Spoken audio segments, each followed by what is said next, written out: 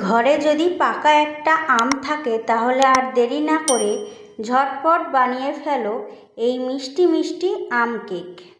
তোমরা তো অনেক রকম কেকই খেয়েছো, কিন্তু একবার এই আম কেকটা বাড়িতে একবার ট্রাই করে দেখো। ছোট থেকে বড় বাড়ির সকলেই কিন্তু খুব পছন্দ করবে। বিশেষ করে বাচ্চাদেরকে যদি একবার এই আম কেকটা বানিয়ে দাও তাহলে কিন্তু বাচ্চারা বারবার এই কেকটা খাওয়ার জন্য বায়না করবে। আম খেতে তো আমরা প্রত্যেকেই খুব পছন্দ করি, আর সেই আম দিয়ে যদি এরকম একটা কেক বানিয়ে নেওয়া যায় তাহলে তো জাস্ট জমে যাবে। খুব সহজভাবে রেসিপিটা তোমাদের সঙ্গে শেয়ার করব, যাতে তোমরা কোনো রকম ঝামেলা ছাড়াই এই আম কেকটা তৈরি করে নিতে পারো। তো হ্যালো এভরিওয়ান, কেমন আছো তোমরা সবাই? আশা করি খুব ভালো আছো and welcome to my channel. রেসিপিটা যদি তোমাদের ভালো লেগে থাকে তো অবশ্যই লাইক আর শেয়ার করবে, আর আমার চ্যানেলে নতুন এসে থাকলে চ্যানেলটিকে সাবস্ক্রাইব করে আমার পাশে থাকবে, আর পাশে থাকা বেল আইকনটিতে প্রেস করে রাখবে। এতে আমি যখনই কোনো ভিডিও ছাড়বো সবার আগে পৌঁছে যাবে তোমার কাছে। তাহলে ঝটপট দেখে নেওয়া যাক আজ আমার রেসিপি আম কেক। তো এই কেকটা বানানোর জন্য আমি এখানে সুজি নিয়ে নিয়েছি। এখানে কিন্তু আমি 1.5 কাপ সুজি নিয়ে নিয়েছি। এবার একটা মিক্সির জারে সুজিটা দিয়ে দেব আর একটু পাউডার করে নেব। তো দেখতেই পাচ্ছ আমি কিন্তু পাউডার করে নিয়ে এসেছি। আর এই সুজিটা কিন্তু একদম পুরো পাউডার হবে না, একটু কিন্তু দানা দানা থাকবে। এবার আমি একটা বড় বাটিতে ঢেলে নেব। এরপর আমি একটা বড় সাইজের পাকা আম নিয়ে নেব। প্রথমেই কিন্তু আমি আমগুলো একটু কেটে নিয়েছি। এবার আমি মিক্সির জারে আমগুলো দিয়ে দেব, আর দিয়ে দেব এখানে 1/2 কাপ চিনি। আর অবশ্যই কিন্তু এই চিনিটা তোমরা তোমাদের স্বাদ অনুযায়ী দেবে। এখানে কিন্তু আমটা আমার প্রচণ্ড মিষ্টি ছিল, সেই জন্য এখানে আমি 1/2 কাপ চিনি দিয়ে দিয়েছি। তো আমি কিন্তু চিনি আর আমটা একদম পেস্ট করে নিয়ে এসেছি। এবার আমি ওই বাটিতেই ঢেলে দেব। আম আর চিনির মিশ্রণটা কিন্তু আমি সুজির মধ্যে ঢেলে দিয়েছি। এবার আমি দিয়ে দেব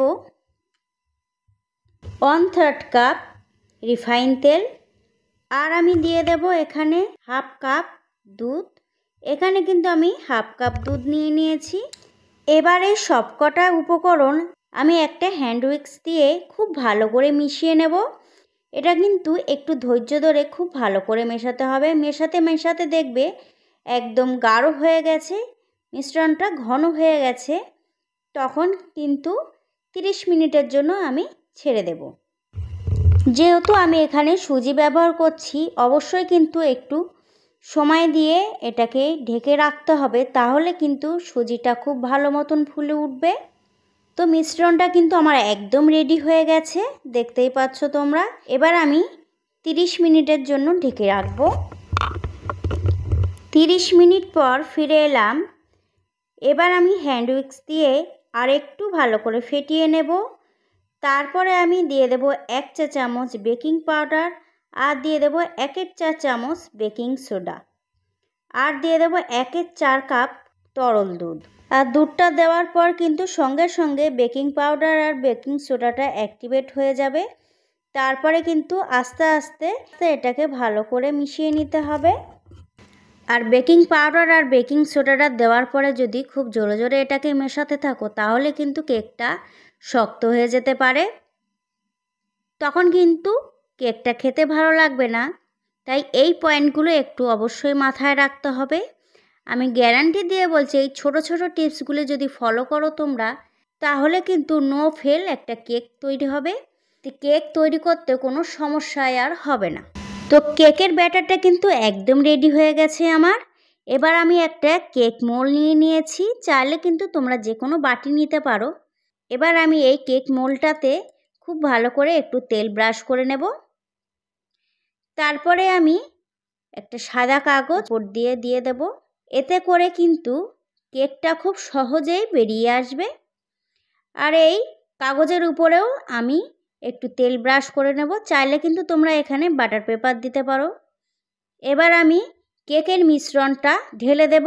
তো কেকের মিশ্রণটা দেওয়ার পরে কিন্তু আমার একটু ট্যাপ করে নিতে হবে, ট্যাপ করে নিলে কিন্তু ভেতরে যদি কোনো হাওয়া থেকে থাকে তাহলে সেটা বেরিয়ে যাবে। আর কেকের ব্যাটারটা যদি এরকম ট্যাপ না করে নাও, অনেক সময় কিন্তু কেকের ভিতরে বড় বড় ছিদ্র থাকে, সেটা কিন্তু কেকটা দেখতে ভালো লাগে না। একটু ট্যাপ করে নিলে কেকের ভিতরে বাতাসটা বেরিয়ে যাবে। এবার আমি একটা কড়াই নিয়ে নিয়েছি, আর এই কড়াইটা আমি একটু প্রিহিট করে নেব। 5 থেকে 7 মিনিট প্রিহিট করে নিলেই কিন্তু হয়ে যাবে। এবার আমি কড়াইয়ের উপরে কয়েকটি সাদা কাগজ দিয়ে দিয়েছি, এতে করে কিন্তু কেকের কালারটা খুব সুন্দর আসে। কড়াইটা হিট হতে থাক, এদিকে আমি কেকটা একটু সাজিয়ে নেব। আমি কিছুটা ড্রাই ফ্রুটস দিয়ে কেকটা সাজিয়ে নিচ্ছি। চাইলে কিন্তু তোমরা তোমাদের পছন্দ অনুযায়ী সাজিয়ে নিতে পারো। আমি এখানে পেস্তা, কাজু আর আমন্ড কুচি করে দিয়ে দিয়েছি। তো কড়াইটা কিন্তু একদম প্রিহিট করা হয়ে গেছে। এবার আমি কেক মোল্ডটা বসিয়ে দেব। আর কেক মোল্ডটা বসানোর পর আমি কিন্তু লো টু মিডিয়াম আছে গ্যাসটাকে রেখে দেব। আর 30 থেকে 40 মিনিটের জন্য আমি বেক করে নেব। আর কড়ার ঢাকনাতে যদি এরকম ছিদ্র থেকে থাকে তাহলে একটা কাগজের টুকরো বা লবঙ্গ দিয়ে ছিদ্রটাকে বন্ধ করে দিতে হবে। 30 থেকে 40 মিনিট পর আমি গ্যাসের ফ্লেমটা অফ করে দেব। আমি কিন্তু ওই ঢাকনাটা সরিয়ে দিয়েছিলাম, কারণ ঢাকনাতে লেগে যাচ্ছিল, তার জন্য একটা বড় বাটি দিয়ে দিয়েছি উপর থেকে। তো ঢাকনাটা খুলে দেখাচ্ছি, দেখো কতটা সুন্দর লাগছে কেকটা, আর কেকটার কালারটা কত সুন্দর এসেছে। এবার আমি একটা কাঠি দিয়ে চেক করে নিচ্ছি। দেখো কাঠির গায়ে কিন্তু একদম লেগে যাচ্ছে না। আমার কিন্তু 30 মিনিটেই কেকটা বেক করা হয়ে গেছে। এবার আমি গ্যাসের ফ্লেমটা অফ করে দেব। আর যতক্ষণ না কেকটা ঠান্ডা হয়ে আসছে ততক্ষণ কিন্তু আমি ওইভাবেই রেখে দিয়েছিলাম। ঠান্ডা হওয়ার পরে আমি মোল থেকে কেকটা ছুরি দিয়ে একটু ছাড়িয়ে নেব। এবার একটা প্লেট কেকের উপরে রেখে আমি কেকটাকে উল্টে নেব। তারপরে কেক মোলের পেছনে একটু ট্যাপ করে কেক মোলটা আমি তুলে নেব। এবার আমি সাদা কাগজটা তুলে নেব। দেখতেই পাচ্ছ কতটা সুন্দর কালার এসেছে। তৈরি হয়ে গেল দারুণ স্বাদের ম্যাঙ্গো কেক। আর এই আমের সিজনে ম্যাঙ্গো কেক কিন্তু অবশ্যই একবার বাড়িতে বানিয়ে খাবে। আমি গ্যারান্টি দিয়ে বলছি এই কেকটা এত ভালো লাগবে খেতে। আর এই কেকটা কিন্তু একদম নিরামিষ কেক। তোমরা অনেকেই আছো যারা আমিষ কেক খেতে পছন্দ করো না, তারা কিন্তু এই আমের সিজনে এই কেকটা অবশ্যই বাড়িতে একবার বানাবে। আর এই কেকটা কিন্তু খুব সুন্দর, স্পঞ্জ, নরম, তুলতুলে হয়। আর আমি গ্যারান্টি দিয়ে বলছি এই কেকটা কিন্তু তোমাদের খুব ভালো লাগবে খেতে। তাই অবশ্যই একবার ট্রাই করবে, আর ট্রাই করার পরে আমাকে কমেন্ট করে জানাবে। তো আজকের মতন এই পর্যন্ত, দেখা হচ্ছে অন্য কোনো রেসিপি নিয়ে। ততক্ষণে সবাই ভালো থাকবে, সুস্থ থাকবে। নমস্কার।